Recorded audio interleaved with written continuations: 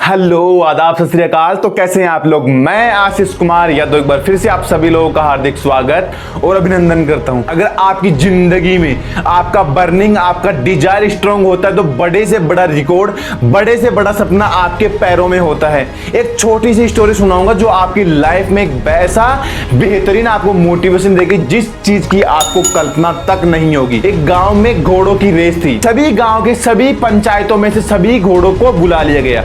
एक गांव में एक ऐसी पंचायत थी जिनके पास कोई घोड़ा नहीं था। अब उस गांव के सरपंच के सर के ऊपर चिंता की लकीरें होने लगी कि अपने पास घोड़ा तो नहीं है, अब अपन किसको रेस में उतारेंगे। चिंता की साफ लकीरें उस सरपंच के ऊपर नजर आने लगी। 2 4 5 पंचों की मीटिंग बैठी।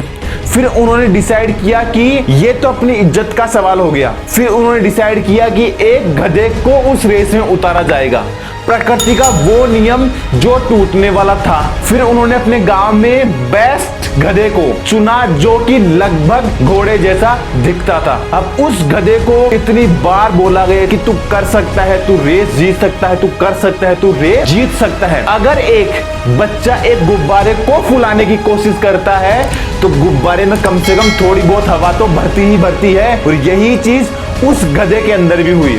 उसको 2 दिन तक बोला गया तू कर सकता है, तू कर सकता है, तू कर सकता है। आखिरी में जाके उस गधे ने बोला मैं करेगा। जिस दिन घोड़ों की रेस स्टार्ट होनी थी, अब इस चीज को समझना, प्रकृति के वो सारे नियम ध्वस्त होने वाले थे। आपके अंदर वो बर्निंग होती है, आपके अंदर वो आग होती है, तो आपके सामने कितना भी मुश्किल लक्ष्य या टारगेट हो वो ध्वस्त हो जाएगा। जब सभी घोड़ों को लाइन में कतार में खड़ा कर दिया गया और उस गधे को भी उनकी लाइन में खड़ा कर दिया गया। अब उस गधे की पोजीशन, उसकी गधे की स्थिति समझना, उसका बॉडी का हर एक पार्ट्स वाइब्रेशन करने लगा, क्योंकि उसने वो चीज समझ तो ली कि भाई मैं लड़ेगा, मैं जीतेगा, मैं करेगा कोशिश। लेकिन जब वो घोड़ों के बराबर में खड़ा हुआ तो उसका बॉडी वाइब्रेशन होने लगा। बॉडी थर थर कांप रहा था, पसीने छूट रहे थे, क्योंकि कहने में और करने में बहुत बड़ा फर्क होता है। लेकिन बेल बजने के 5 सेकंड पहले उस गांव के सरपंच ने उस गधे की पूंछ ऊपर करके आधा किलो मिर्ची डाल दी और फिर प्रकृति का वो नियम टूटा जिस चीज की कल्पना हम नहीं कर सकते। अब आप लोग सोच रहे होंगे कि फिर घोड़े की रेस किसने जीती? अरे घोड़े की रेस जीतना तो छोड़िए, वो गधा 6 महीने तक रुका ही नहीं। दौड़ पे दौड़, भाग पे भाग, पता नहीं कितने सारे रिकॉर्ड उसने अपने नाम कर लिए।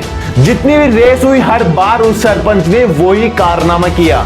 गधे की पूंछ उठाई, आधा किलो मिर्ची डाल दी और ये वो आग उसको हर एक समय अपने आप को फायर ब्रिगेड वाली फीलिंग देती थी उस गधे को। और उस गधे ने वो कीर्तिमान कर दिखाया जो उन घोड़ों के भी रिकॉर्ड में नहीं था।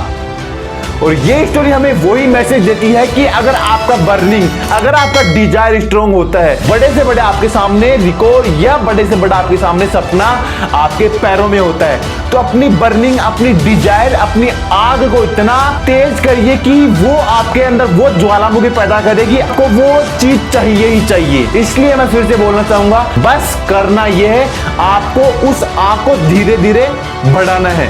उस आग को चिंगारी, फिर चिंगारी के बाद में आग, और उस आग के बाद में एक वो ज्वालामुखी बनाओ जो आपको रुकने तक का नाम नहीं दे। और यही वो आग, यही वो ज्वालामुखी आपको इस यूनिवर्स में वो करने का पावर देगा जिस चीज की आपको कल्पना तक नहीं होगी। तो बस यार, आज के लिए यही था। अगर आपको ये वीडियो थोड़ा बहुत ही मोटिवेट करती है तो प्लीज यार वीडियो को लाइक, चैनल को सब्सक्राइब और बेल आइकन ऑन, जिससे आने वाले समय में नए और बेहतर वीडियो की नोटिफिकेशन आपको सबसे पहले मिले। आप सभी का बहुत बहुत धन्यवाद। ओम मंगलम सफर।